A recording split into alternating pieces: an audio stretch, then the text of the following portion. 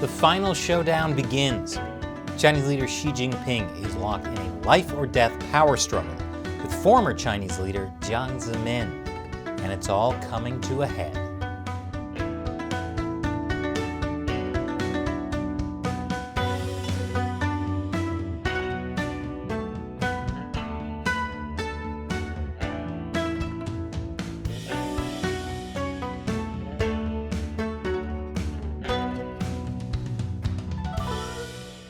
Welcome to China Uncensored. I'm Chris Chappell.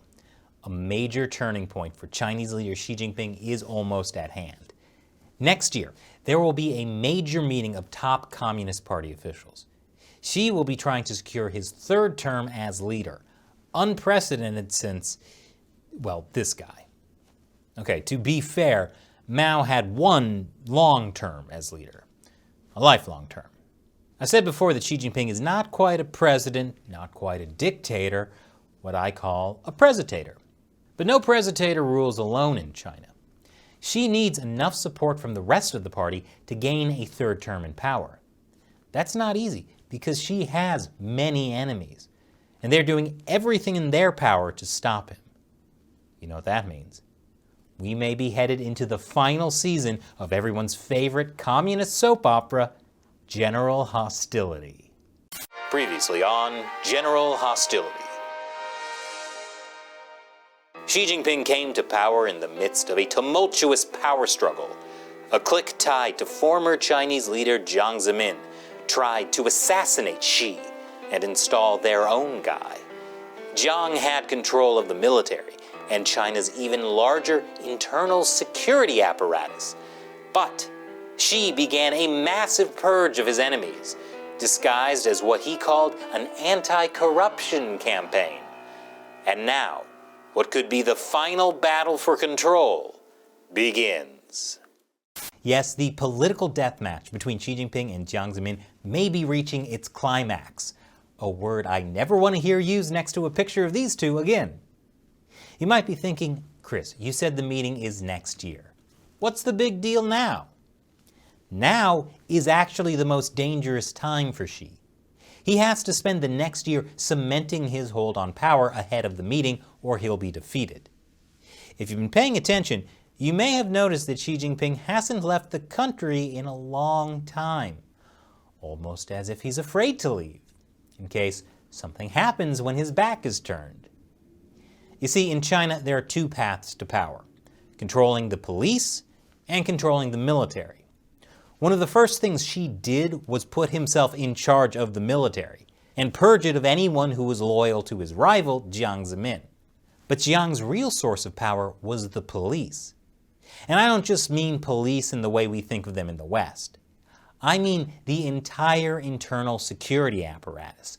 Police, secret police, black jails, you name it. China spends more on policing Chinese people than it does on the entire military. Jiang built the internal security system up in the early 2000s as a way of securing his power. This is how the persecution of the Falun Gong spiritual practice began. Jiang needed an enemy to get the Communist Party to agree to give him the power he wanted. At the time, there were more people practicing Falun Gong than there were members of the Chinese Communist Party.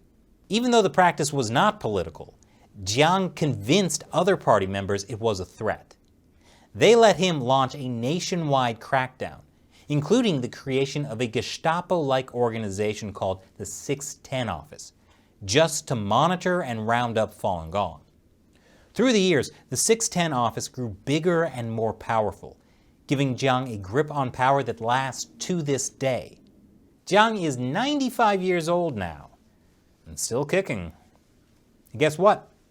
There are rumors of a recent police plot against Xi. The story, now deleted, came from Chinese internet sites NetEase and Sohu.com.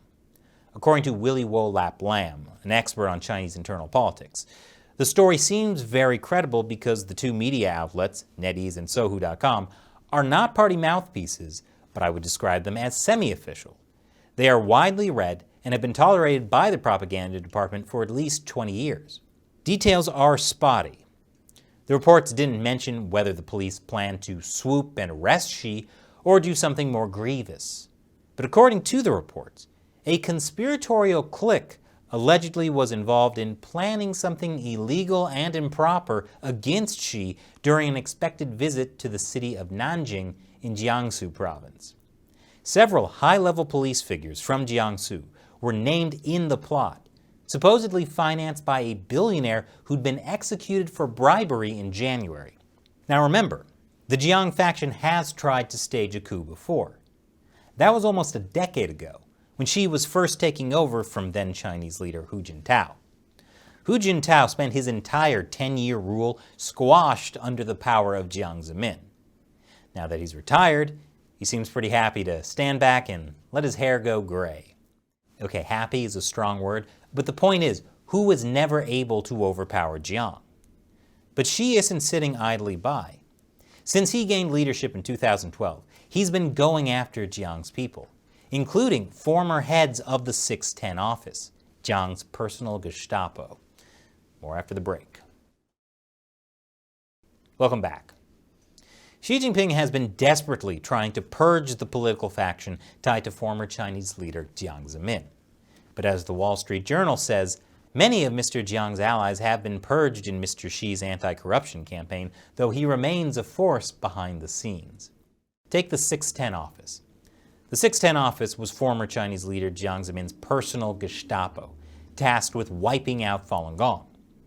Earlier this year, the U.S. State Department sanctioned a former director for gross violations of human rights, namely the arbitrary detention of Falun Gong practitioners for their spiritual beliefs.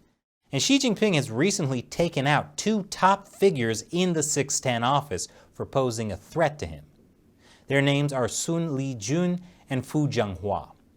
Both climbed the ranks of the political and legal affairs apparatus during Jiang's era of dominance from 1997 to 2012. Both were also trusted enough by the Jiang faction to be allowed to helm its anti-Falun Gong campaign. In 2015, Fu was head of the super-authority 610 office and Sun was his deputy. Part of the charges against them are corruption as well as engaging in cliques and factions in the party. Oh yeah, I think I can read between the lines. According to Sino Insider, both the Xi camp and the Jiang faction have been targeting each other's political legacies since Xi Jinping took office. For the Jiang faction, that means calling attention to the Xinjiang persecution campaign and escalating tensions in Hong Kong. For Xi Jinping, attacking the Jiang faction's political legacy involves cracking down on corruption and threatening intra-party accountability over the Falun Gong persecution, while sidelining the organization overseeing the campaign. Yes, general hostility has come down to two factions trying to use all the horrible human rights violation each one has committed to bring the other down. It's the Communist Party. Not committing human rights violations isn't an option. Fu Zhenghua is just one of at least 10 former top 610 officials that Xi Jinping has purged this year. But that's just part of the final showdown between Jiang and Xi. Remember the crackdowns this summer on China's tech, finance, and entertainment industries? Turns out those are strongholds of Jiang's faction. Chinese state-run media have published frequent calls to eliminate the lingering poisonous influence of Jiang faction members Zhou Yangkang, Meng Hongwei, Sun Lijun, and others in the political and legal affairs apparatus.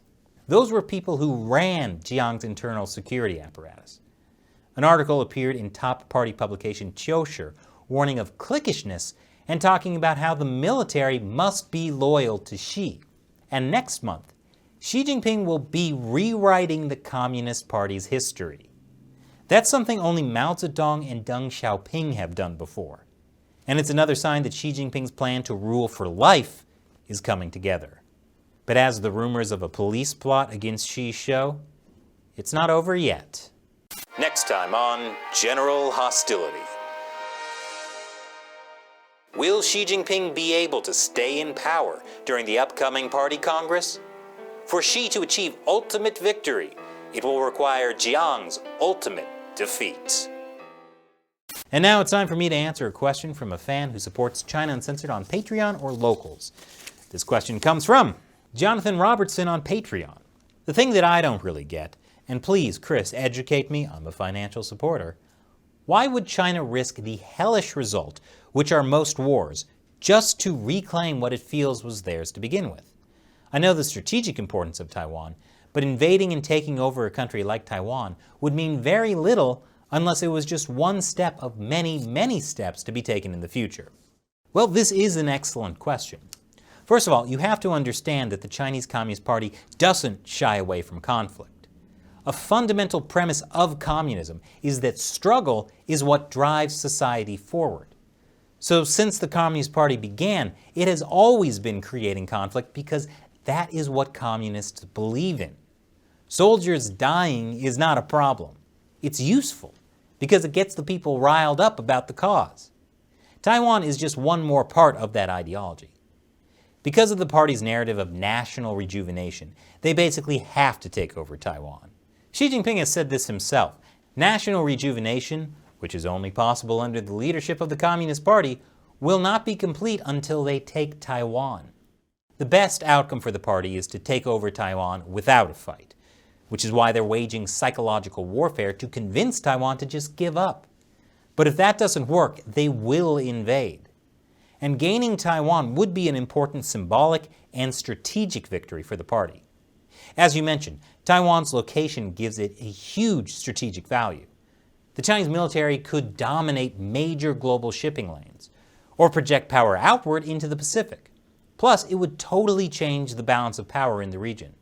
The U.S. would lose its position as a global superpower because every single country on Earth would know the U.S. cannot protect other countries from China. So this is something the Chinese Communist Party would gladly risk other people's lives on. Thanks for your question, Jonathan. And thank you to everyone else who supports China Uncensored through the subscription platform Locals and the crowdfunding platform Patreon. The links to both of those are below. Once again, I'm Chris Chappell. Thanks for watching China Uncensored.